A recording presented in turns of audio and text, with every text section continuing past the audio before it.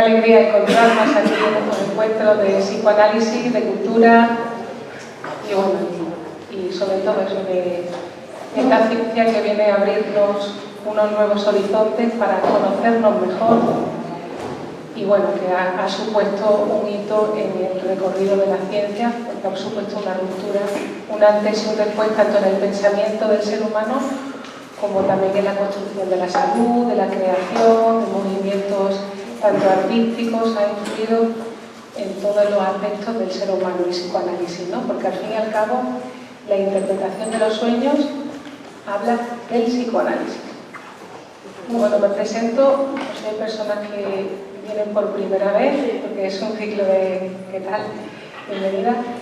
Es un ciclo de charlas que propusimos aquí en el CAC acerca de la interpretación de los sueños, que consta de 5 títulos, ¿no? Ya la semana pasada ya hablamos de una breve introducción, ¿no? Para ver cómo teníamos que entrar, ¿no? o de alguna manera apartar ciertos conceptos de nosotros que traemos por nuestra ideología, por lo que nos transmiten, indicaros que estamos ante como si fuera otro mundo diferente, una realidad distinta que habla de esa realidad inconsciente, ¿no? que nos ha separado de la conciencia. Ya el yo va a ser solamente, la conciencia va a ser un órgano de percepción y estamos sobredeterminados por el inconsciente.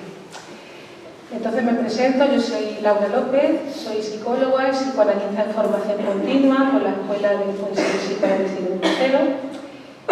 Bueno, dentro de la profesión pues es importante también acercar el psicoanálisis cada vez más a la población, ¿no? Cada vez más personas se psicoanalizan porque bueno, es una apertura y es un cambio en tu manera de conocerte, ¿no? Porque al fin y al cabo hay aspectos de nosotros muy desconocidos y que tienen que ver con lo inconsciente. Entonces, si vemos el cartel, ¿no?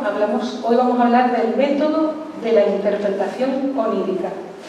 Y claro, cuando hablamos del método de la interpretación onírica, que es el método de la interpretación de los sueños, en realidad es el método de interpretación del psicoanálisis. Es el método que utiliza el psicoanálisis para también escuchar el discurso del paciente. Este mismo método que se aplica a los sueños se aplica también en la consulta, ¿no? Digamos en el ámbito del psicoanalista y el paciente, ¿no? Entonces, claro, cualquier discurso del paciente, cualquier discurso de la persona que está en análisis se puede interpretar, ¿no? Eso, hay un método, ¿no? El psicoanalista hay un método y lo vamos a ver ahora. Entonces, en este capítulo de la interpretación onírica, que es un capítulo que podéis ver en el libro de la interpretación de los sueños, que es la obra central de Sigmund Freud, la escribió en 1900, es una ciencia muy joven, tiene prácticamente 100 y pico años, ¿no? 123 años, ¿no? Es una ciencia muy joven y que ha supuesto una gran ruptura y un gran descubrimiento para conocerlo, ¿no? Para la psique humana. Y entonces en este capítulo, porque el capítulo anterior Freud habla de toda la literatura que se encontró acerca de los sueños, porque sabemos que soñamos todos y siempre ha habido un interés muy grande acerca de los sueños, porque los sueños, digamos que todos soñamos y nos atraen, ¿no? ¿Qué significan los sueños? Y desde siempre pues ha habido muchísimo interés, y ya hablamos en la introducción que en la época precientífica, es decir, en la prehistoria, en la época antes de la ciencia, pues se creía que tenía un sentido, pero era más bien una cosa como divina, de los dioses, ¿no? Del más allá, que venían a transmitirnos un mensaje. Incluso ha habido neurocríticos que han puesto en juego esa cuestión, ¿no? Entonces, Freud lo que recorre en el primer capítulo es toda la literatura que hay, para hacer una investigación de toda la literatura que hay acerca de los sueños. ¿Cómo se han acercado a los sueños? ¿Desde qué disciplina o desde qué teoría? Entonces, ahí hace un estudio que lo podéis leer también, que parecería interesante, que a partir de ahí os interesaréis también por esta obra.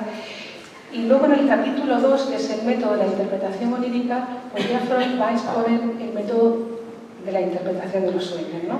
Porque él nos dice que claro, que la ciencia no se ha dedicado a los sueños solamente de una manera somática, de una manera fisiológica, y no lo introducía a los sueños como una manera de expresar el sujeto, es decir, que forma parte de la concatenación psíquica de la persona, aunque ya la física señalaba que el sueño también tiene que ver con el soñante, pero se quedaba más en un marco fisiológico, no lo introducían como un elemento importante que hablaba del sujeto, de la persona, ¿no? Entonces Freud lo que nos va a decir es que los sueños son interpretables, se pueden interpretar. Incluso nos indica, porque para la ciencia era como si tú aporrearas un piano y apareciera una deformación, ¿no? Para la ciencia eso eran los sueños. La ciencia antes de la instauración del psicoanálisis, que es otra ciencia, es una ciencia conjetural, el lenguaje.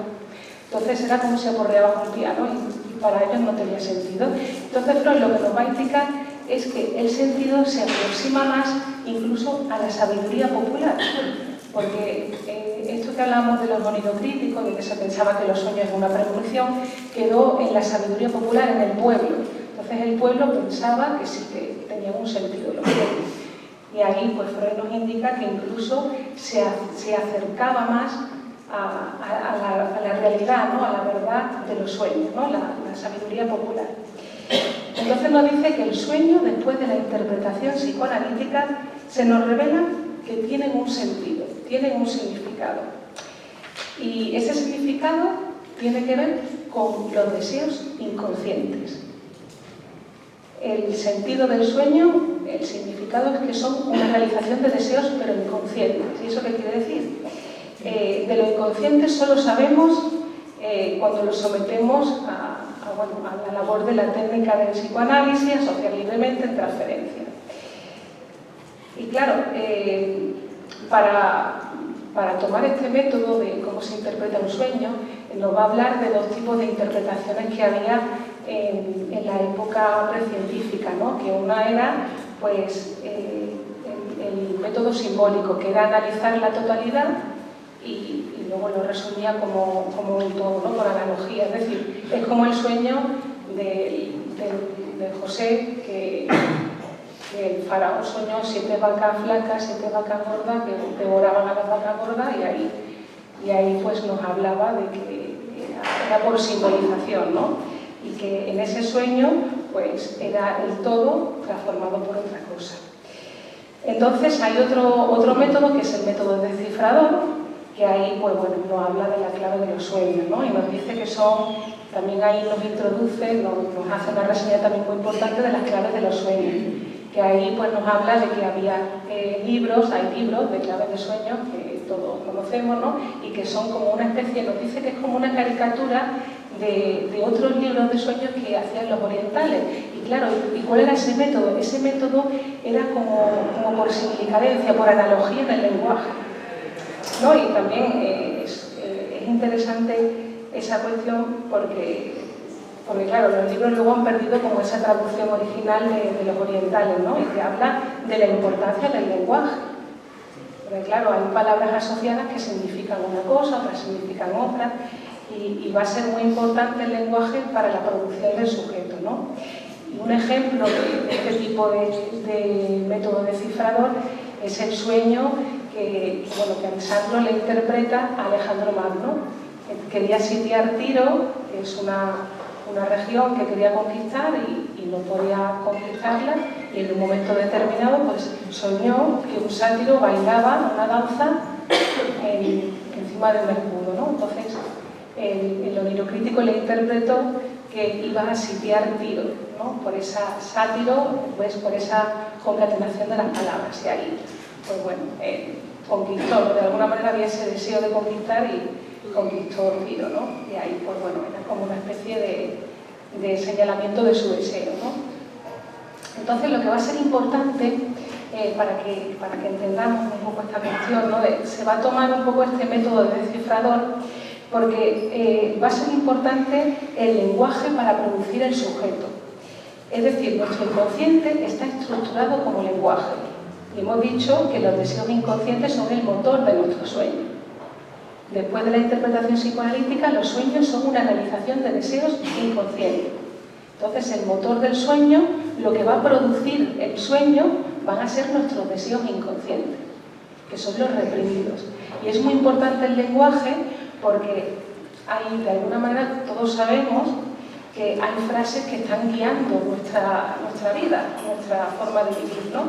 Por ejemplo, si uno cree que ha sido un hijo que no ha sido deseado, pues claro, o que ha sido, por ejemplo, responsable de la separación, por ejemplo, de sus padres, pues va a tener una vida diferente, o una posición diferente frente a la vida, porque está comandado por esas frases, ¿no? Hay frases que uno tiene por bandera y que determinan su vida, ¿no?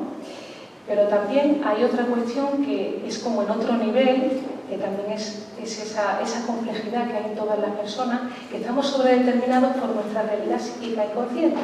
¿Y eso qué quiere decir?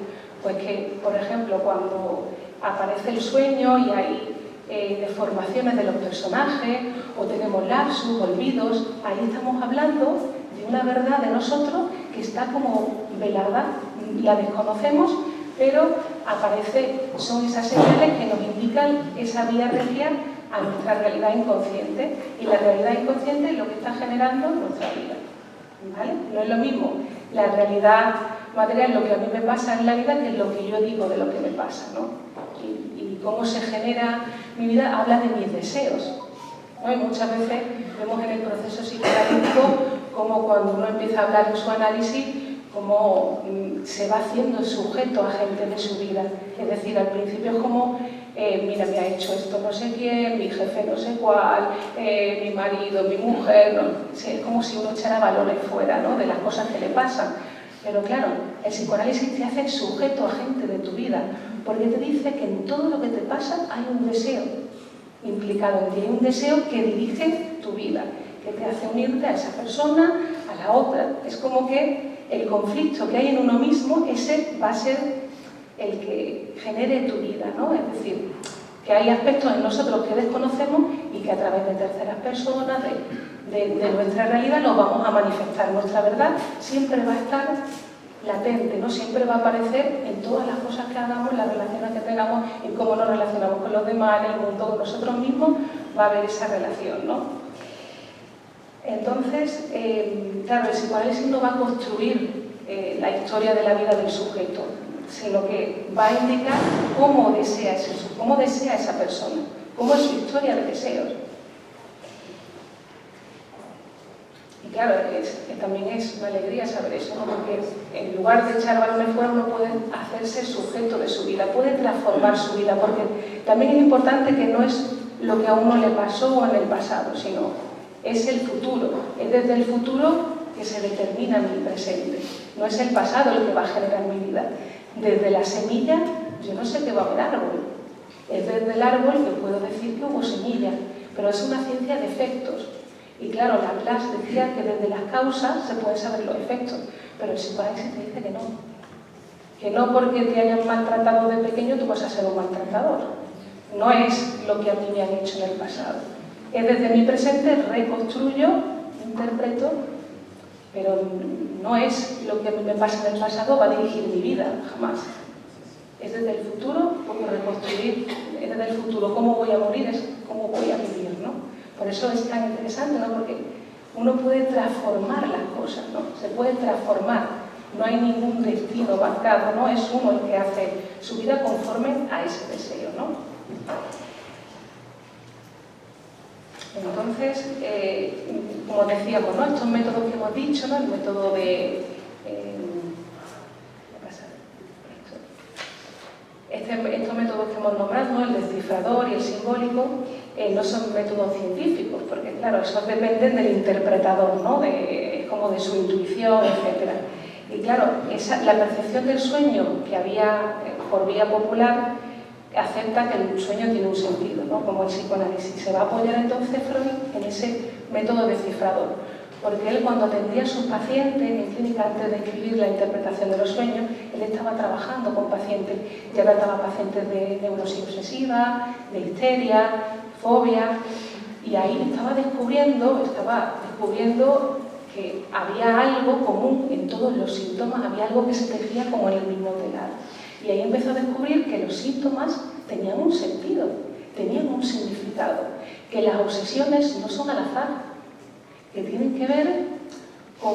es una transformación, es como una metáfora, como si fuera un jeroglífico, ¿no? Porque también lo que nos indica el método descifrador es eso, que parece como un jeroglífico, como cuando vemos en un periódico varias imágenes y ahí pues, bueno, se descifra a través de las palabras, ¿no? Uno va poniéndolo en juego, ¿no? Entonces nos indicaba que eso se apoya en ese método descifrador y que los síntomas tenían un sentido, un significado y tenían que ver con la historia de deseos del paciente.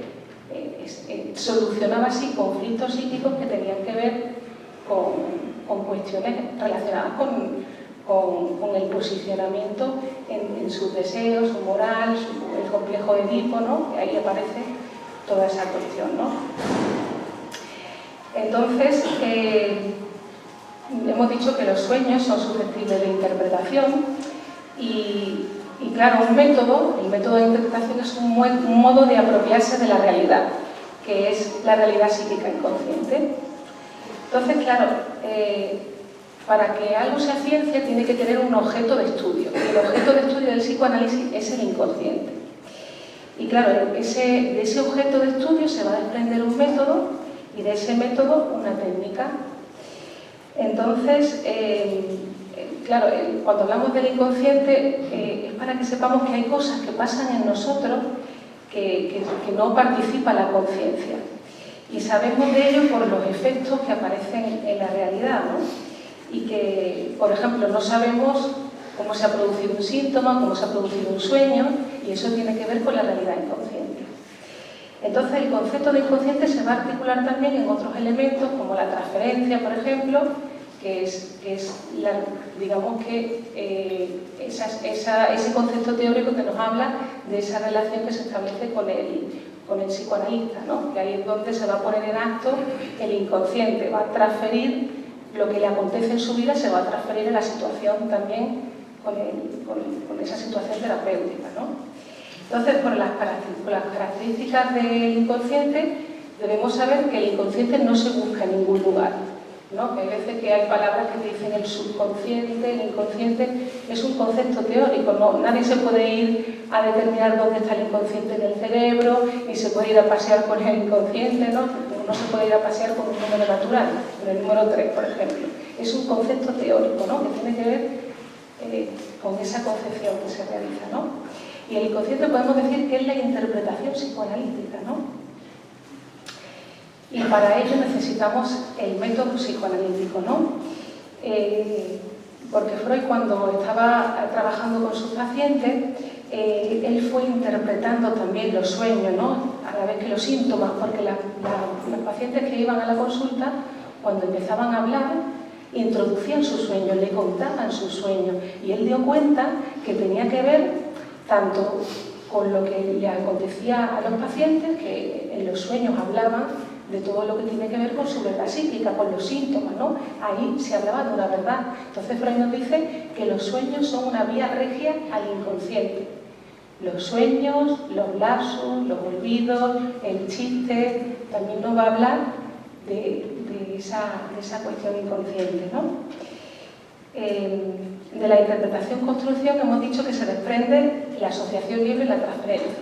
El método del psicoanálisis es la interpretación-construcción y la técnica es la asociación libre en transferencia. Entonces, la asociación libre diga usted todo lo que se le ocurra, ¿no? Ahí es donde aparece el marco tanto de la interpretación del sueño como de la situación analítica, ¿no? Diga usted todo lo que se le pasa por la cabeza. Claro, asociar libremente no es, estamos determinados, es decir, que no vas a poder asociar, no hay libertad psíquica, ¿no? En el sentido que siempre estamos sobredeterminados, siempre en todo lo que decimos estamos apoyados estamos sobredeterminados no por la casualidad, sino por lo que nos pasa, ¿no? Entonces ahí Freud nos indica que en esa asociación libre se habla de la relación siempre está de fondo la relación con el psicoanalista y otra, pues el padecimiento que tiene la persona, ¿no? Entonces, es interesante esto porque, claro, diga lo que diga, siempre estoy hablando de mí. Es decir, si vosotros habláis de un tercero, o yo hablo de un tercero, de no sé quién, siempre estoy hablando de mí. Está en juego siempre yo. Y eso nos lo trae también el sueño, ¿no? Cuando tú hablas, mira lo que le ha pasado, hay que ver la vida, hay que ver no sé qué. Siempre que uno habla de otros escenarios, está hablando de uno. Por eso la realidad depende de mi mirada, de lo que yo estoy viendo, ¿no? Uno está pensando en quedarse embarazada y de repente ve embarazada por todas lados. Se quiere comprar un coche y ve coches por todas lados. Es mi deseo el que genera, ¿no? Y en mi discurso, ahí es lo que hablo, es lo que digo, estoy hablando siempre de mí, aunque hable de una tercera persona. Siempre estoy hablando de mí. Y claro, eso es lo interesante porque en el sueño también va a aparecer esta cuestión, ¿no? Porque hable de lo que hable, en el sueño, o sea el personaje que sea, siempre soy yo. El sueño es egoísta. Todos los personajes que hay en el sueño, soy yo. Claro, aunque utilicemos a personas de nuestro día a día, ¿no? Aunque utilicemos cosas que nos han pasado, porque el material que se utiliza de los sueños son cosas recientes, cosas que nos han pasado en el mismo día. Por la noche utilizamos ese material para elaborarlo y expresar nuestro deseo inconsciente disfrazado, para que no sepamos de él. Porque el sueño es el guardián del reposo. El sueño lo que nos asegura, entre comillas, es que podamos dormir. Porque cuando dormimos nuestra mente siempre está activa. No nos podemos despojar de nuestros deseos, de nuestro psiquismo, ¿no? Cuando dormimos nos abandonamos al dormir.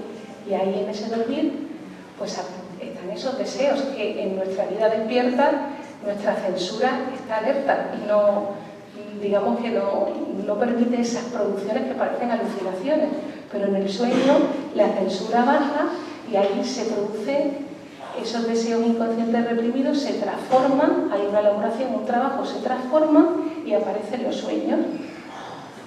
¿Vale? Entonces, claro, la asociación libre es diga todo lo que se le ocurra, pero claro, cuando uno habla, hay también una censura consciente, es decir, cuando uno habla con otra persona, uno hay cosas que aparta de su mente, que dice, esto no lo voy a decir, o esto me parece una tontería, o esto es una barbaridad, pero el psicoanálisis lo que te dice es que hables y digas todo lo que se te ocurra, aunque te parezca una tontería, aunque te parezca una nimiedad, algo que no es importante. Precisamente lo menos importante es lo que está asociado a otras cosas, son como cadenas significantes y van a ir asociándose a otras cuestiones que reprimirían y que te producen, vamos a llegar a través de esa interpretación-construcción a interpretar esos deseos inconscientes, ¿no? Entonces, cuando uno, digamos, que habla de algo, la asociación libre es como si fuera una cosa perceptiva, es decir, como si estuvieras viendo con un tren tus pensamientos pasar, porque cuando uno está reflexionando es otra manera diferente. Uno está pensando, está juzgando, está criticando, pero la asociación libre es olvídese de su censura. Diga todo lo que se le ocurra sin poner un impedimento en esa elaboración, ¿no? Porque, por ejemplo, si yo dijera, para que lo veamos un poquito más claro, ¿no? Si yo dijera, por ejemplo, decirme un número al azar, pues me dirán el 3, el 4, el 5, pues yo os aseguro que no es al azar, que ese número ya está sobredeterminado por algo. Se digo, asocia, ¿qué se te ocurre con ese número? Mira, pues el 3, me recuerdo a los 3 mosqueteros, al 3, va uno asociando ideas hasta llegar a una asociación y que el psicoanalista ahí ya interpreta, ¿no? No es que el paciente llegue a su inconsciente, ¿no? Es una producción que se produce en el ámbito del psicoanálisis, ¿no? Porque claro, hay palabras que incluso uno no puede pronunciar porque tienen una carga afectiva para la persona, ¿no? Y hay una censura inconsciente también en nosotros. Entonces hay deseos en nosotros, para que sepamos, ¿no? de esta realidad inconsciente reprimida, ¿no? Hay deseos en nosotros que son constitutivos y que hemos pasado todos y que tienen que ver con el inconsciente, que son deseos que son inaceptables para nosotros, para nosotros esos deseos son muy rechazados y son deseos que abrazamos todos y que están reprimidos y que tienen que ver pues con esa cuestión de que nos criamos en una situación familiar y ahí pues, bueno, va a haber determinados afectos va a estar en juego también esa relación con la madre, la relación con el padre, a la vez que lo queremos también lo odiamos, ¿no? Van a aparecer ahí, en esa construcción afectivo-sexual nuestra, van a aparecer pues ciertos afectos que se tienen que reprimir para que podamos vivir en sociedad. Entonces el psicoanálisis va a escuchar esos afectos reprimidos que a veces impiden estar en lo social y que tienen que ver con estos reprimidos, ¿no? Y estos son los deseos que van a quedar reprimidos en nosotros y que van a surgir en los sueños, en los lapsus, en los actos fallidos. Y claro, lo que a Freud realmente le interesa no es el sueño en sí. A Freud lo que le interesa es cómo funciona, ¿no? Cómo funciona el aparato que produce los sueños. Porque cómo funciona el aparato que produce los sueños nos está diciendo de cómo funcionamos nosotros, cómo funciona nuestra mente. Porque él utilizó los sueños para generalizar lo que estaba, digamos, descubriendo con sus pacientes. Y él estaba descubriendo cómo funciona nuestra mente, qué mecanismos psíquicos funcionan en nosotros, por qué hay lapsus, por qué hay olvidos, ¿no? Eso tiene que ver con nosotros, con la complejidad que hay en nosotros y que hablan de esa realidad inconsciente, ¿no? Y claro, también fue impactante, por ejemplo, una obra que hay de Freud, que es Caso Reber, que es un juez que llegó, que escribió sus memorias y que tuvo un episodio psicótico, ¿no? Y que escribió en sus memorias pues todos los delirios, ¿no? Y entonces Freud escribió, tradujo, interpretó toda la obra de Reber que hablaba de todos esos delirios. Entonces fue impactante para la situación de la época, porque claro, un delirio parecía algo que no tenía sentido, que era como la locura se decía lo que no se entendía, y era como algo que no tenía nada que ver, que era como algo orgánico, ¿no? Se buscaba un fallo orgánico porque no se entendía, y Freud también en esa obra nos descubrió que los delirios tienen un significado, tienen un sentido, como los sueños. Los sueños a veces parecen como delirios, ¿no? Hay transformaciones, deformaciones, y ahí es muy interesante para la labor también de los pacientes, ¿no? Porque si el sueño tiene un sentido, un significado, los delirios también. Y es como una solución del sujeto a conflictos internos, ¿no? Que aparecen en forma de delirio. Son como alucinaciones, ¿no? Y claro, el sueño, ¿qué es sino una especie de alucinación? Es como una especie de deseo alucinatorio, ¿no? Claro, pero con los pacientes también pasa lo mismo, ¿no? En ese sentido, ¿no? Porque los rituales, ¿no? Todo eso que no tenía sentido, empieza a tenerlo a raíz del psicoanálisis, a raíz también de la interpretación de los sueños, que nos va a decir que todo en nosotros tiene un significado, tiene un sentido, hasta lo más absurdo que uno pueda encontrar, hasta un acto fallido, que a mí se me olvide algo, que a mí se me pierda algo, que incluso a veces uno se ríe, ¿no? Porque tiene algo delante de su ojo y no lo ve.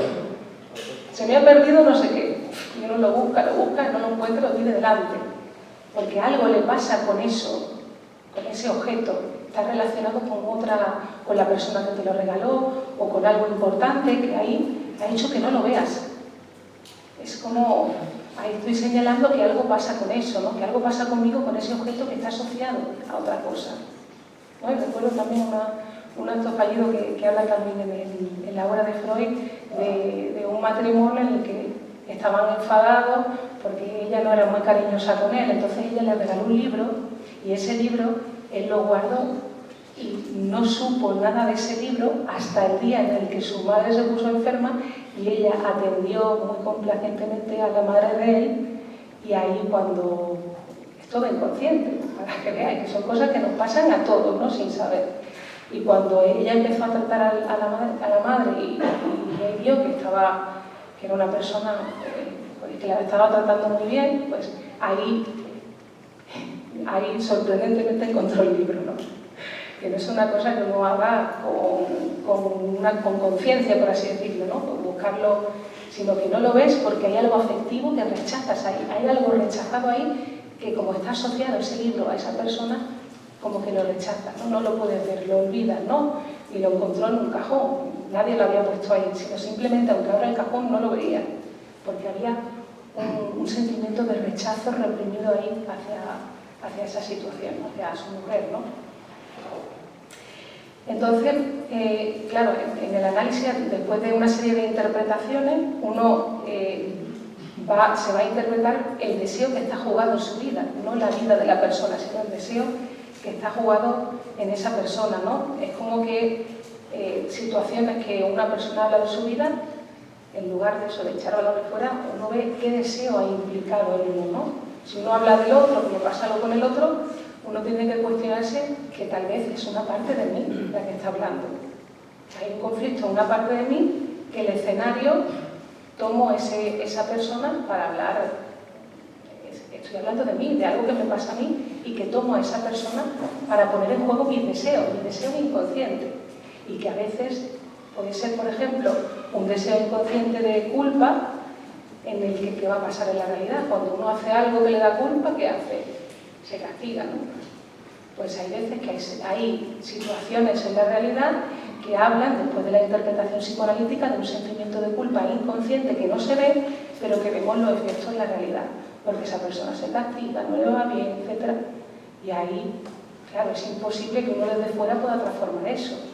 Es algo que le pasa a la persona, que es como un imán que va escenificando y va aprovechando situaciones, personas, para manifestar ese deseo inconsciente que no sabe de él. Ojo, que no es una cosa de culpabilizarse uno, es que no lo ve, vemos los efectos y uno está como si uno estuviera dirigido, generando su vida así, porque no puede hacer otra cosa, es como eso, hasta que no calme ese castigo no para, ¿no?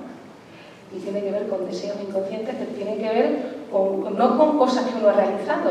Esa es la cuestión, porque aquí también Freud nos va a señalar, nos va a diferenciar la realidad material de nuestra realidad psíquica, porque hay deseos en nosotros, fantasías inconscientes, que uno no sabe de ellas porque en nosotros hay una censura. Entonces, hay fantasías, deseos que ni siquiera aparecen en la conciencia, pero aparece el efecto, que puede ser un síntoma, o puede ser una obra de arte también, ¿no? Que es un motor, es un deseo, son deseos que es nuestra energía psíquica, sexual, ¿no? Que es para poner al exterior, pero que a veces en ese conflicto aparece de forma disfrazada, ¿no? Los sueños nos hablan también de nuestra realidad inconsciente, ¿no?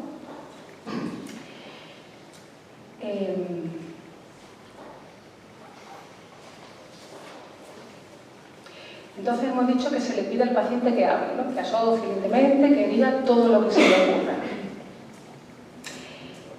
Y aquí, por ejemplo, también nos trae una anécdota, ¿no? de un filósofo que es Schiller, ¿no? Que le escribe un discípulo, un compañero más joven que se llama Cornell.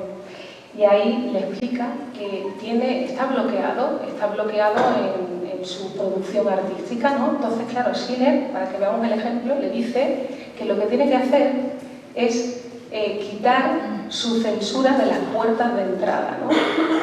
Es decir, que ese conflicto, ¿no? ese conflicto que tenía a la hora de escribir, esas inhibiciones, correspondían a que uno está vigilando con su moral, poniéndose en medio y no podía producir ninguna idea. Porque claro, si uno revisa todo lo que piensa a la hora de escribir, por ejemplo, pues ahí vemos que es una función, ¿no? Es dejarse llevar por la función, por ejemplo, de la escritura. Si uno intercede con su moral, con su censura, no va a poder producir nada. La escritura tiene que ver con la función, no habla de uno, sino que es poder estar ahí y dejarse llevar, ¿no? Y ahí pues nos decía Schiller que quitara la censura de la puerta de entrada, ¿no? de la escritura. Y claro, aquí hemos hablado de eso, del método psicoanalítico, que es la interpretación-construcción, y la técnica asociación libre en transferencia. Muy bien. Pues para que veamos el método de interpretación psicoanalítica, os he traído el sueño de Irma, el sueño de la inyección de Irma, que aquí es donde él va a desplegar cómo se interpreta el sueño, ¿vale?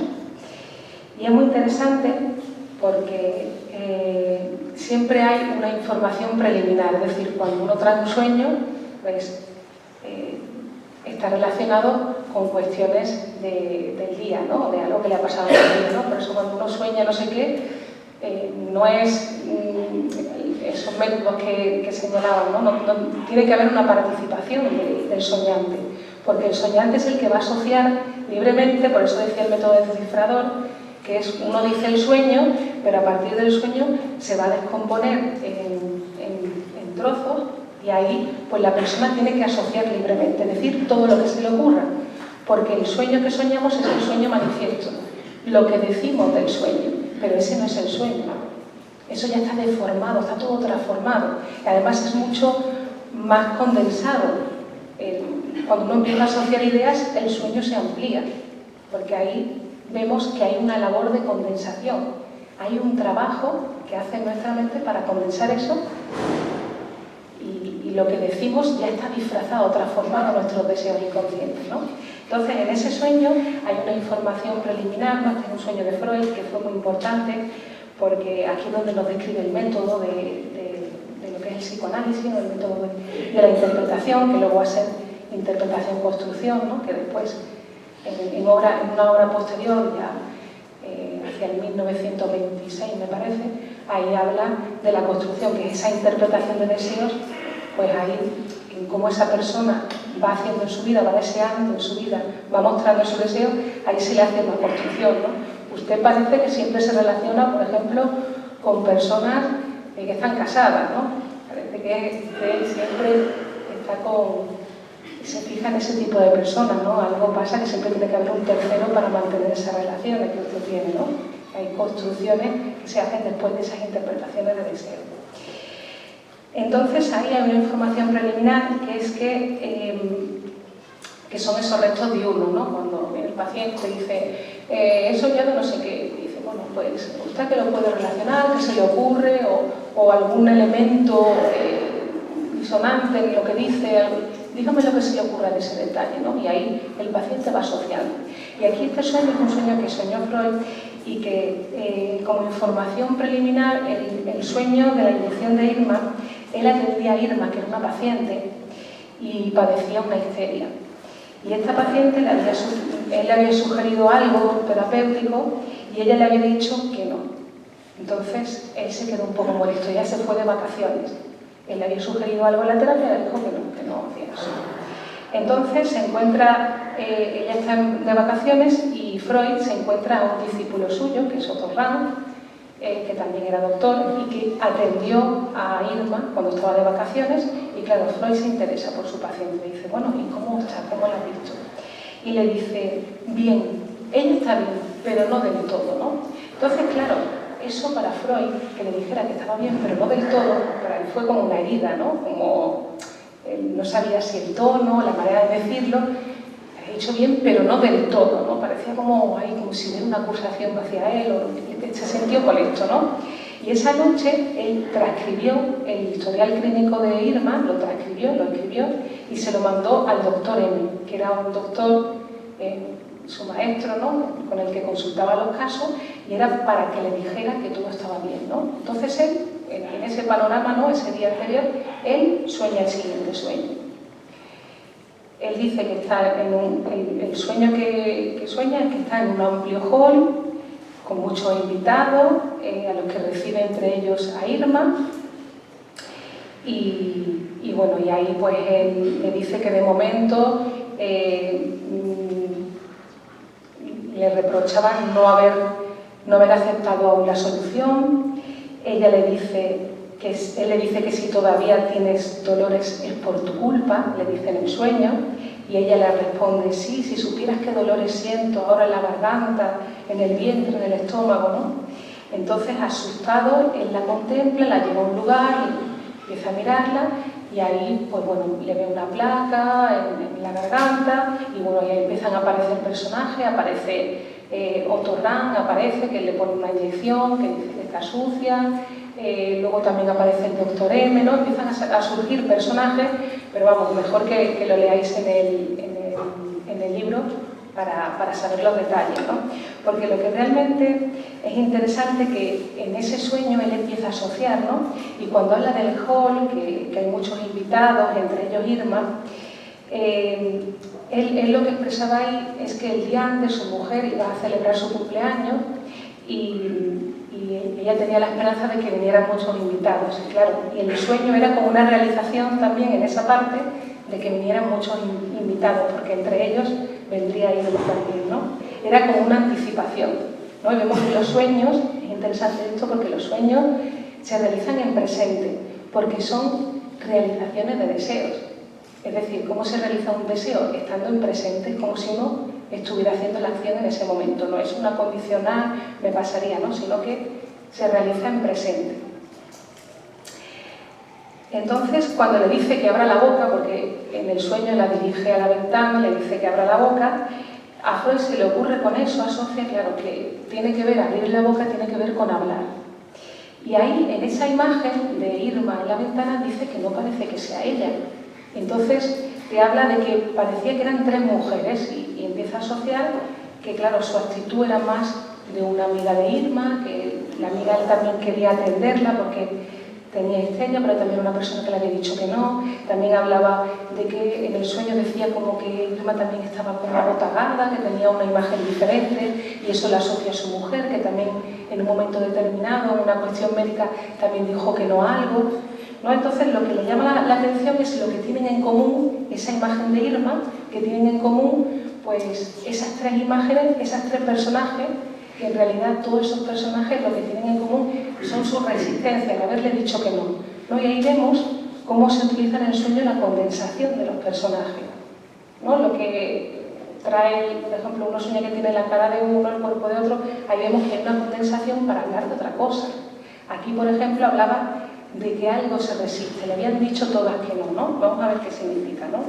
También en el sueño traía al doctor M, que era el doctor este que él le mandaba los casos, y que también en una ocasión le había hecho una propuesta y la había rechazado. Y ahí en el sueño dice que también aparecía como personaje, lo fusionaba con su hermano. Tenía un aspecto que le recordaba a su hermano, los había asociado a los dos. ¿Por qué? Porque en los dos también estaba esa cuestión de que habían rechazado una propuesta, tanto su hermano como el doctor. Cuando empieza a verle lo de las placas en la garganta, ahí empieza él a hacer una serie de asociaciones. Ahí empieza a asociar de cuestiones médicas en las que él no había tenido un resultado muy feliz con los pacientes, porque había habido ciertas sustancias que se utilizaban en la época y que, claro, no era responsabilidad de él, sino que se utilizaban de manera generalizada y no se habían visto los efectos secundarios hasta mucho después, ¿no? Pero se utilizaba por todo el gremio médico. Y ahí pues había habido un paciente pues, bueno, que había tenido resultados desgraciados, ¿no? Entonces ahí él empezó a acordarse de todo eso, empezó a traer, a asociar libremente a partir de eso, empezó a asociar todo eso. Entonces, claro, ahí era como si no hubiera responsabilidad en él, ¿no? Cuando traía todas esas asociaciones, ¿no? Y también traía la frase de pienso con temor que quizás se me haya pasado inadvertida una afección orgánica, ¿no? Porque él estaba atendiendo a pacientes también a nivel psíquico y claro, ahí pues él dudaba a veces si tenía una patología orgánica o una patología psíquica. Porque claro, la histeria eran, aparentemente parecían enfermedades a nivel orgánico, pero luego se hacían estudios y no había ninguna base orgánica, ¿no? Sino que parecían incluso simulaciones, ¿no? Había parálisis, dolores que no correspondían, no correspondían a nada orgánico, ¿no? Pero eso lo vemos también en la actualidad, ¿no? Que no es algo que corresponda del pasado, ¿no? Hay dolores que no tienen o fallas en la función o parálisis, etcétera, por ejemplo la neuralgia, ¿no? Que no tiene una base orgánica, que no tienen explicación. Te dicen que es el estrés, pero claro, tiene que ver con el nivel funcional, ¿no? Tiene que ver con esta posición en la que uno, en lugar de poder transformarlo en palabras a través del lenguaje, uno habla con su cuerpo, ¿no? Es por ejemplo, en la histeria, ¿no? Que a través del mecanismo de conversión, uno en lugar de poder expresar o transformar ciertos estímulos externos e internos, lo escenifica en el cuerpo. Entonces, claro, no tiene explicación, pero la explicación es inconsciente. Sí tiene tratamiento, sí tiene explicación, tiene una explicación inconsciente, por eso el psicoanálisis es un gran aporte para la medicina, porque el cuerpo va a ser escenario de todo lo psíquico, ¿no? Y va a ser importante porque en todas las enfermedades se habla de la persona, ¿no? de la posición que tiene ante el lenguaje, ante los demás, ante la realidad, ¿no? A través de las enfermedades uno muchas veces habla, tienes algo muy importante y ese día te resfrías, ¿no? Ahí estamos hablando de nosotros, de nuestro componente, diría emocional, pero también de ese conflicto inconsciente, ¿no? De lo que a uno le pasa con los cambios, con las situaciones, ¿no? El problema es cuando a uno le impiden vivir, ¿no? Va a tener una charla y de repente le entra un apretón o cualquier cosa, ¿no? Hablamos con nuestro cuerpo, ¿no? Y ahí, claro, uno está hablando con su cuerpo. Hay cosas que uno puede resolver y que se escenifican y te impiden vivir y que habla de esto, ¿no? De cosas que uno no puede resolver. Entonces, claro, cuando hablaba de pienso que quizás se me haya pasado inadvertido una afección orgánica en el sueño, claro, ahí hablaba que entonces, si tiene una enfermedad orgánica, pues entonces él no tiene nada que ver, ¿no? Claro, en todas esas asociaciones que él hizo, en realidad lo que había de fondo es que su deseo es sentirse exculpado, de no tener culpa, ¿no? Ahí hablaba de todas esas situaciones que él empezó a ir asociando. La cuestión era de que él siempre salía airoso, él nunca tenía la culpa, porque si le pasa esto es orgánico, ¿no? Siempre era esa concatenación, ¿no? Y claro, también traía que claro, cuando decía al principio, ¿no? Que él no quiso aceptar lo que le había sugerido él terapéuticamente, ¿no? También. Y también otra parte del sueño hablaba de su amigo Otto, que bueno, que en el sueño aparece, por eso es la inyección de Irma, ¿no? Parece como que Otto le pone una inyección y que, claro, la inyección tiene un componente propil, latil, ¿no? Y que encima la inyección estaba sucia, ¿no? Entonces es como, en el sueño se expresa también como una venganza hacia Otto, por eso que le había molestado de lo que le había hecho bien, pero no del todo. No era una venganza, porque además también asoció que él era muy dado a regalar cosas, ¿no? Entonces un día dice que le regaló a él y a su mujer, le regaló una botella de licor y dice que el licor apestaba. Y claro, ese componente, como Amir, lo relaciona en el sueño con esas palabras. Y claro, ahí expresaba también que ese día le había regalado una botella que olía fatal y que la mujer incluso dijo, vamos a dársela a los criados. Y dice, no se lo vayas a dar a los criados porque puede tener incluso se pueden intoxicar, ¿no? Olía fatal, ¿no? Entonces ahí, él, en el sueño, es como que él se vengaba porque también puso a un personaje a su lado, que era otro colega, estaban Otto y Leopoldo, y en ese contraste en el sueño hablaba de que Leopoldo era más concienzudo, él era más rápido, hacía las cosas más impetuoso, pero el otro era como más tranquilo. Entonces, cuando puso en el sueño a los dos, era como para ridiculizarlo. Y ves, en el sueño parecían esos deseos de venganza, que claro, que esta es la diferencia. En el sueño van a aparecer todos esos deseos reprimidos, que claro, en tu vida real no los haces, pero en el sueño, claro, por eso decía Platón, ¿no? Que el normal fantasea o sueña lo que el perverso realiza, pero todos esos deseos están en nosotros. Claro, y ahí Freud decía, ¿cómo he podido desear eso? Con lo que yo quiero a mi amigo, ¿no? Pero en el sueño se escenificaba y se vengaba de todos, ¿no? Porque además incluso al doctor M, que era su figura más elucubrada, ¿no? Incluso a él, al doctor M, ahí en la situación del sueño, también lo que hacía era, le dijo hacer en el sueño una tontería. Era como él le hizo dar un diagnóstico, que ese diagnóstico era ridículo. Entonces era como que ahí lo ridiculizaba porque también se vengó de él ahí, ¿no? Entonces es interesante también. Y otra cosa, que ahora si queréis, ahora si queréis procedemos a las preguntas y todo eso, pero vamos a terminar porque también es interesante porque en el inconsciente no hay contradicción. Es decir, es como el cuento del caldero, no nos dice, en el que un vecino le dejó un caldero a otro y cuando llegó a por su caldero, el otro le dice que tú no me has dejado ningún caldero. Y luego le dice, además el caldero estaba roto. Y luego le dice otra frase, pero yo se lo he devuelto íntegro. ¿No? Es como una contradicción, como en el sueño, ¿ves? Es como que la inyección estaba sucia, entonces es como que acompaña a Irma, ¿no? Toda esa serie de asociaciones que él hizo y que en realidad lo que está en juego son las 3 fases que culpan a Freud, ¿no? De que si tiene algo orgánico yo no tenía nada que ver, ¿no? Claro, en el inconsciente no existe contradicción. Si el deseo se quiere realizar en el sueño, se realiza, incluso hay contradicciones, ¿no? Claro, esto hace pensar en la realidad psíquica, ¿no? Que una cosa es pensar matar a otro y otra es matarlo.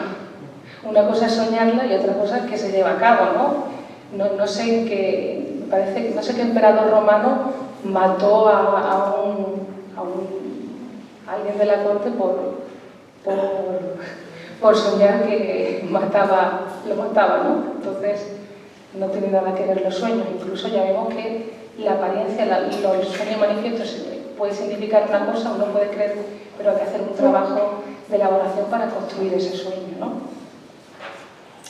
Entonces también lo que va a ser importante de este sueño es que esa palabra, lo que decía de la inyección, ¿no? Que aparecía una palabra, que era una palabra química que es trimetilamina. Ahí dice que aparecía con luces de neón fuerte, ¿no? Y le llamamos la atención esa palabra que aparecía con esa imagen en el sueño, ¿no? Y ahí lo que esa sustancia que señalaba, que aparece tan luminosa en el sueño de Freud, lo relacionaba con otra conversación que había mantenido con un colega suyo, en el que ahí estaban conversando acerca de alguna sustancia sexual. En aquella época todavía las hormonas no se habían descubierto, las hormonas sexuales, y él estaba pensando, estaba elaborando la teoría pensando que los síntomas también tienen que ver con la sexualidad, que es un concepto muy importante que nos incluye la sexualidad en el ser humano y también en la producción de los síntomas, ¿no? Entonces ahí es como que esa palabra señalaba esa cuestión sexual. Entonces la interpretación de ese sueño no era tanto con Irma, sino que era como es como que él también tenía que ser perdonado por haber osado empezar a curar a enfermos a quienes hasta hoy pues no se podían comprender, ¿no? Porque él comprendió todas las estructuras psíquicas, ¿no? Y entonces es como que en el sueño hablaba de que él era el que tenía que ser perdonado por eso, hablaba del descubrimiento que estaba realizando de la interpretación de los sueños, ¿no? Que estaba descubriendo un gran aporte para la humanidad y por el que aparecía ahí también en el sueño y hablaba de eso, ¿no? Entonces, lo que nos dice al final de este capítulo es que los sueños pues, tienen un sentido y la realización de un deseo, que es esos deseos reprimidos, ¿no? Que se planifican en el sueño.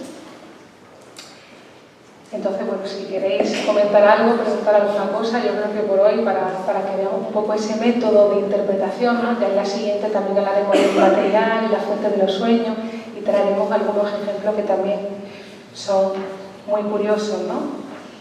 Y que hablan de esos deseos inconscientes reprimidos, ¿no? Que ya lo señalamos también en el primer encuentro, ¿no? Que por ejemplo lo podemos ver en los sueños de los niños, vemos que los deseos, o cuando alguien tiene una privación, ¿no? En las navegaciones hacia las expediciones que se hacían antiguamente, en las que estaban privados de alimentos, vemos como las personas soñaban constantemente pues, que fumaban o que tenían un gran banquete, ¿no?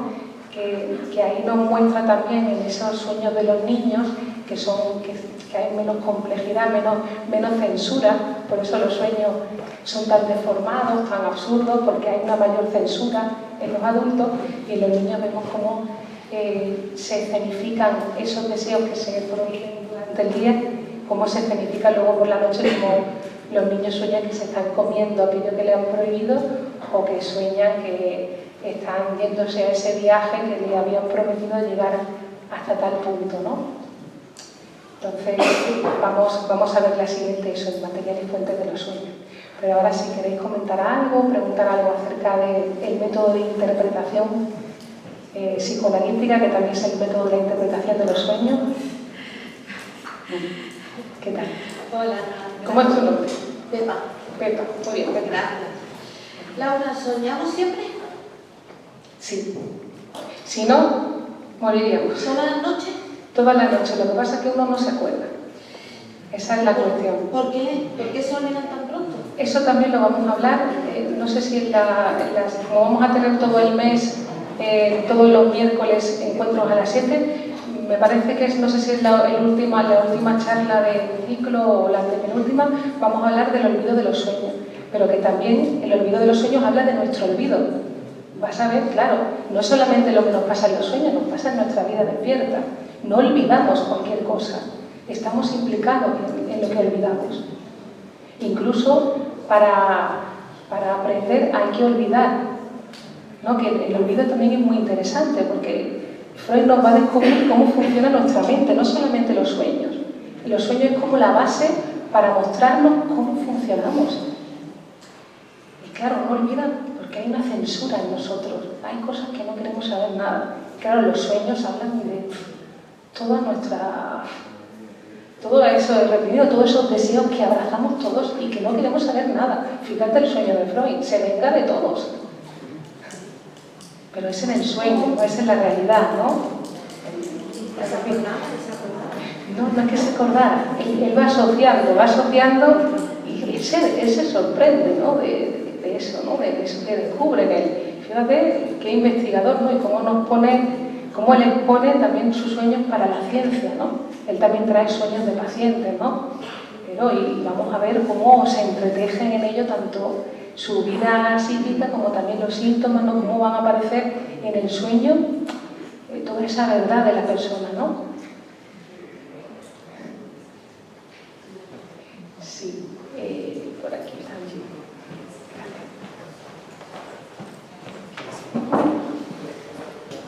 Hola, ¿qué tal? Bueno, ya estuve la semana pasada, esta segunda sesión también es enriquecedor y me gustaría hacer dos valoraciones o observaciones. Una de ellas es acerca, y menciono el nombre del investigador también, porque al igual que Freud también fue importante, Jung dio importancia, dio fundamentalidad al concepto de sincronicidad.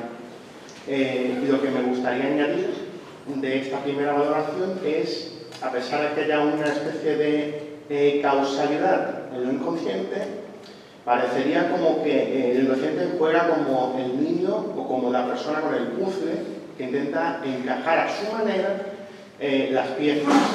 Entonces parece que es como una especie también de causalidad, pero que es acausal, no causal, que podría ser como casual. No sé si me voy por... No entiendo muy bien la verdad. Es como que en este caso el inconsciente busca conectar o enlazar como pequeñas partes, pequeños fragmentos de episodios vividos, pero que lo hace a su forma de una manera confusa, pero que tiene una importancia, tiene un sentido como de lo titular. Es que, no sé, igual hay términos que igual están un poco confusos, porque Jung, por ejemplo, en la escuela no estudiamos a Jung, porque en la escuela estudiamos a Freud y a Lacan, y bueno, Menasa, que también, el doctor Miguel Oscar Menasa, que es el director de la escuela, que también aúna todos esos conceptos. Y introduce también la poesía, que ya lo señaló Freud. Pero Jung se desvió de la teoría psicoanalítica, ¿no? Y el inconsciente no busca producir nada. El inconsciente es el motor, es nuestro motor de la vida, es nuestro deseo. Son esos deseos primitivos, reprimidos, que son nuestra fuerza, nuestra energía psíquica para movernos, ¿no? Y no busca nada. El deseo inconsciente se produce en la situación psicoanalítica. Ahí es donde se produce el inconsciente de la persona, pero no está en ningún lugar, ni se busca. Vemos los efectos, que son los sueños, los lapsos, los olvidos, los síntomas. Ahí podemos ver los efectos del inconsciente, que Freud lo estudió, pero el inconsciente no busca nada. Al inconsciente lo que le interesa es manifestarse, transformarse, ponerse en juego, ¿no? Manifestarse de la manera que sea. Por eso que ya depende del sujeto, de cómo tenga esa relación entre su sistema, entre ese caldero de pulsiones, ¿no? Del yo, de la realidad y del superyo, que es la moral. Dependiendo de esa conflictividad, va a haber un producto u otro, ¿no? Y ahí es donde el psicoanálisis ofrece esa ayuda, en esa labor, ¿no? En ese trabajo del psicoanalista, ¿no? Ahí es donde puede haber una transformación en la persona, una transformación en el sujeto, ¿no? Y la segunda valoración o observación, ahora se menciona Lacan con el tema de la metáfora. La importancia que tiene para la asociación libre porque una explicación clara, aunque pueda ser difícil pero sencilla, sobre la metáfora y su dominación hace que sea más fácil el procedimiento, el método. La importancia que tiene en este caso, en cuanto al sueño, de cómo la metáfora adquiere un significado importante para el propio sueño.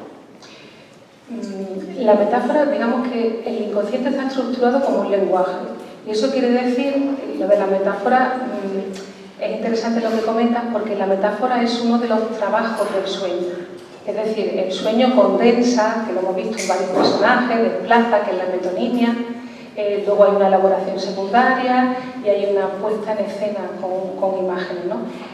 La metáfora lo que va a ser es uno de los mecanismos del sueño, uno de los mecanismos psíquicos que va a condensar varios personajes en uno. Es un mecanismo psíquico, ¿no? Que es uno de los elementos que trabaja en el sueño para transformar el deseo inconsciente, porque no puede aparecer sin disfraz, porque hay una censura, hay un centinela que le impide pasar, que no queremos saber nada, no se pasa a la conciencia, se disfraza, se transforma esos deseos, ¿no? Entonces, la metáfora, como indica, la condensación es un trabajo que realiza el sueño, ¿vale? Gracias.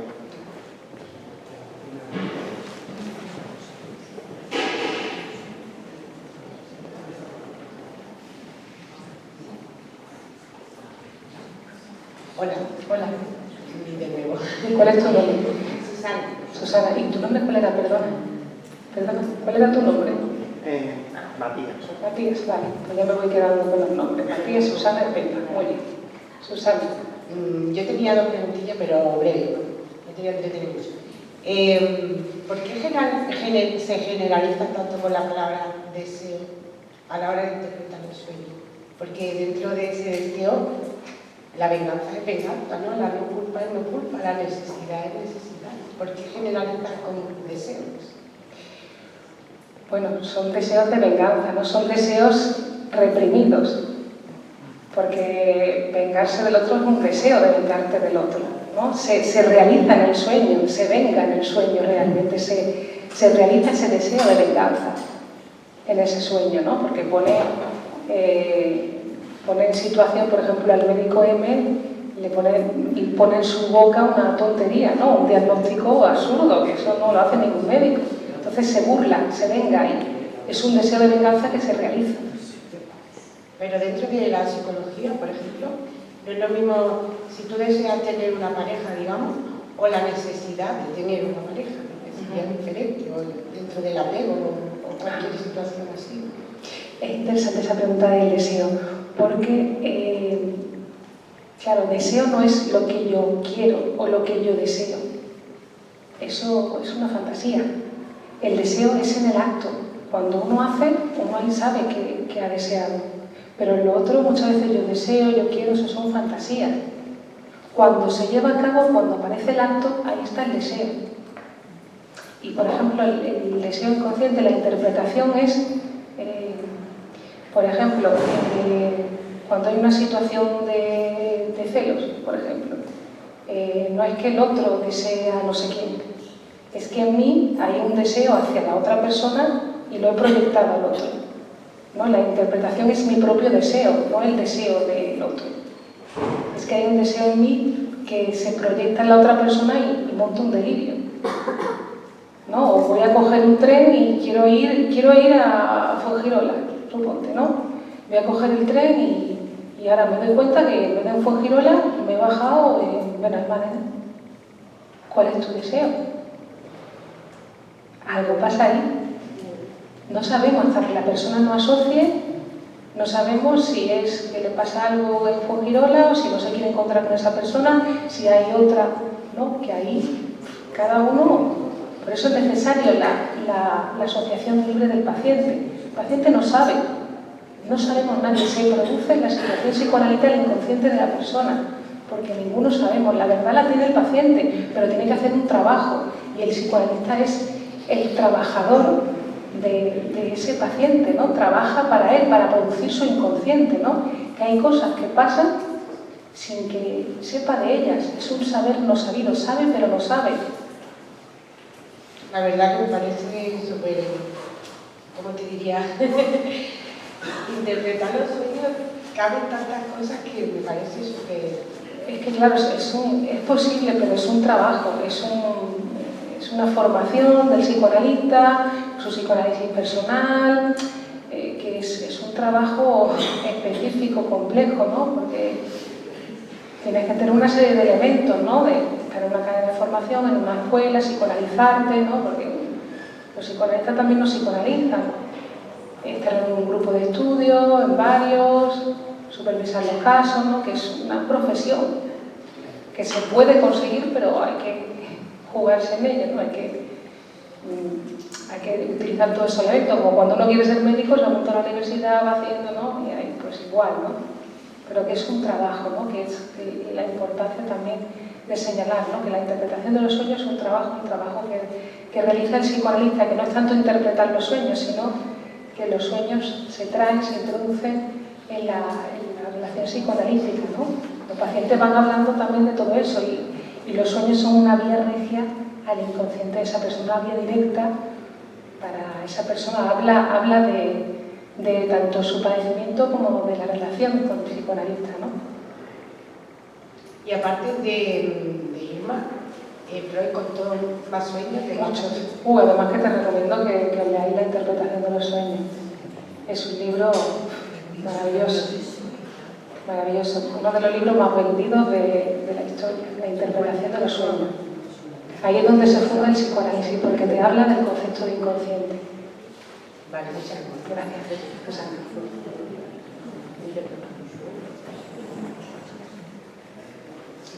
Hola, ¿qué tal? ¿Cómo?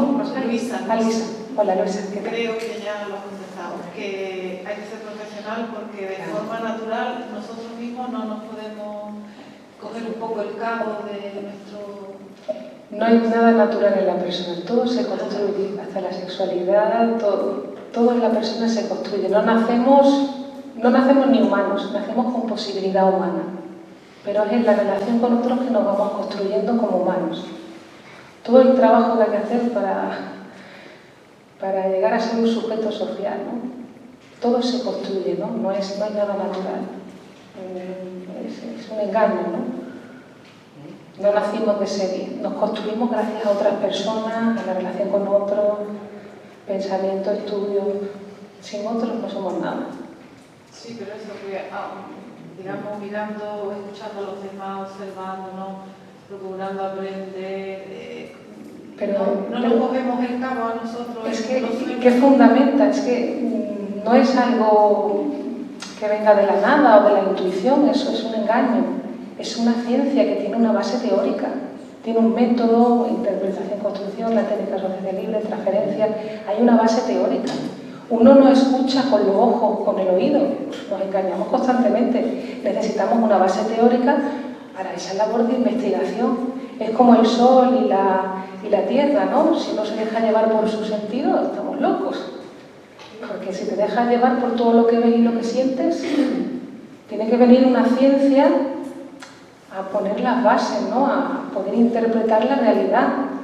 Porque si no, estamos como en la época primitiva, que creíamos que lo que veíamos era. Y eso está bañado en mi experiencia sensible, me engaña, son ilusiones. Vivimos de ilusiones entonces, porque nuestros sentidos nos engañan. La ciencia viene a hacer una lectura de la realidad, a transformar, ¿no? Eso que uno veía o sentía, viene a decirnos la verdad, ¿no? Viene a mostrarnos esa pequeña parcela que estudia la ciencia, ¿no? Si no, uno se cree cuando se mueve. Si no, cuando se mueve la Tierra, uno no sabe que se mueve la Tierra. Es por la teoría que uno sabe que hay un movimiento, ¿no? Pero requiere, claro, tanto tiempo, ¿no?, para que un extraño como un psicoanalista llegue al interior tan interior de uno mismo que en teoría nos podíamos conocer un poquito, por lo menos un poquito a nosotros. Pero es una imposibilidad. Hay una parte de nosotros que nunca vamos a conocer porque es como si tuviéramos una pantalla vemos los ojos hacia afuera y los ojos hacia adentro, no podemos, estamos ciegos. Tiene que haber una ciencia para ayudarnos a conocernos, porque no podemos llegar, pero no es cuestión de llegar, es producir eso de mí, ¿no? Que ven tan cerca y tan lejos de nosotros. Pero es maravilloso también esa complejidad que tenemos, ¿no? No somos robots, tenemos esa cosa, ¿no? Maravillosa, ¿no? Que es la complejidad humana, ¿no?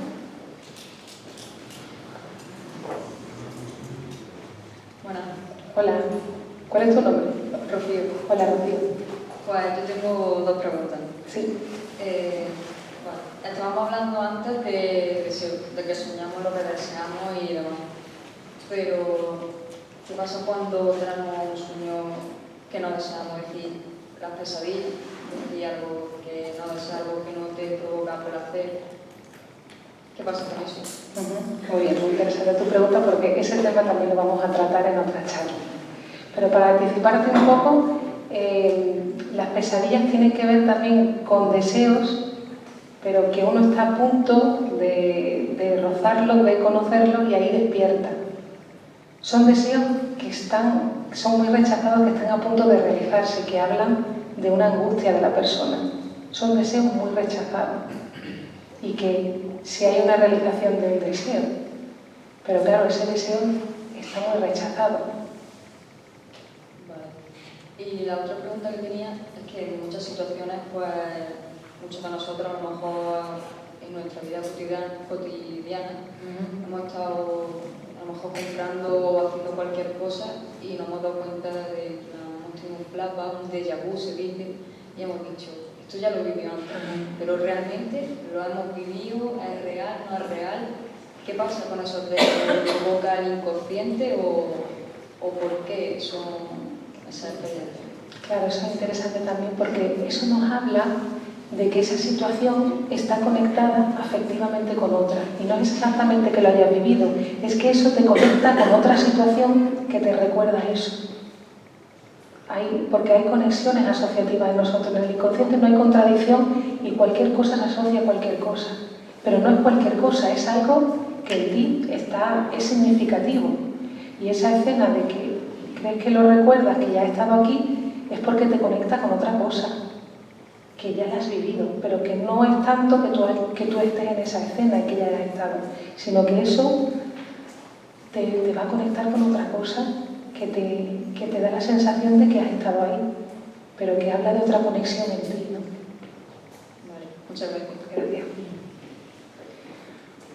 Bueno, pues la última pregunta y ya, si os parece.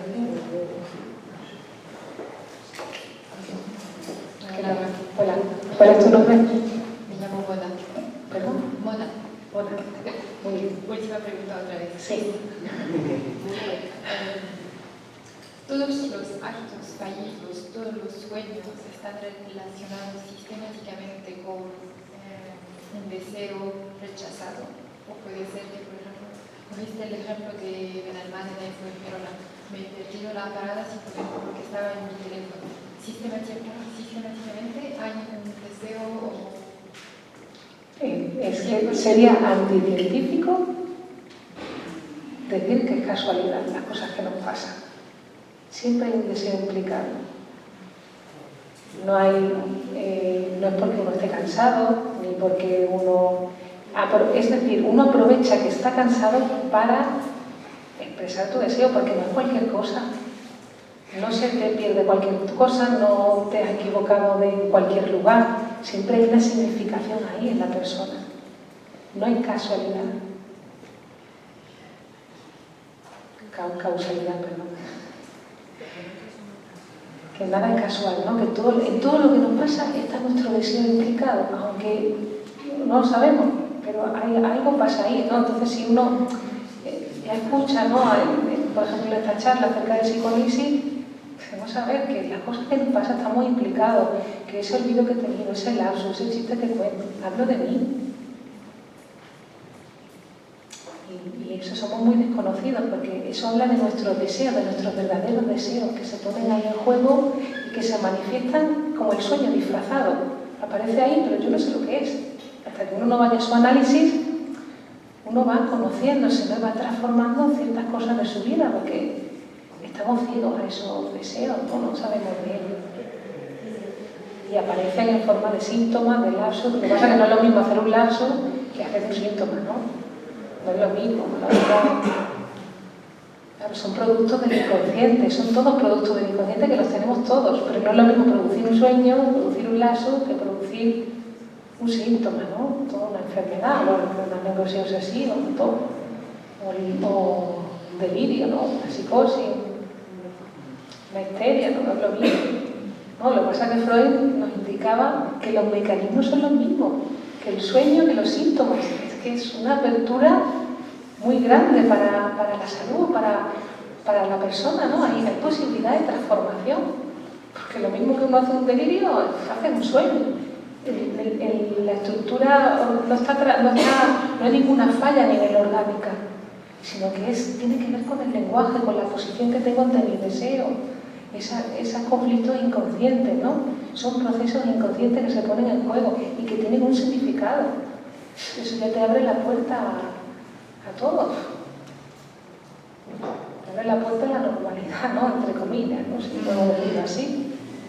¿La normalidad? ¿Qué normalidad? Claro, podemos decir que es normalidad. No, me refiero al sano enfermo, pero claro, luego la normalidad habrá que ver lo que es.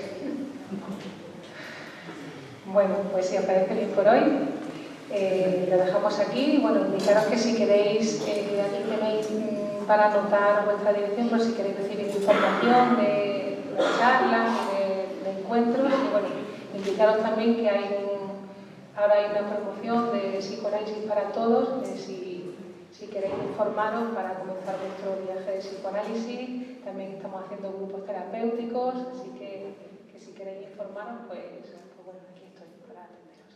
Muchas gracias por venir y nos vemos el miércoles que viene.